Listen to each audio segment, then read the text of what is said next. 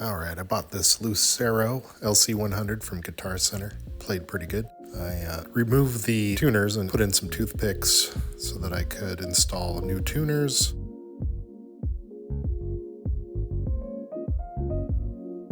Painting the back, acrylic paints.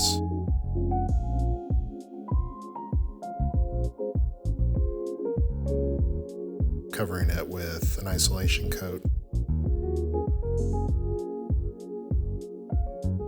Here's an up-close view of the isolation coat.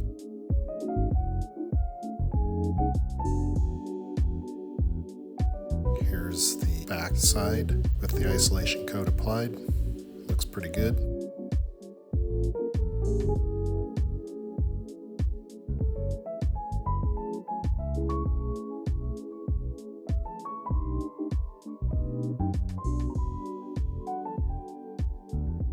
Going to add some roses to the front.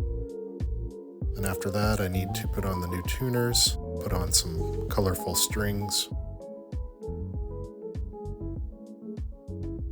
Not finished yet, but it's getting there.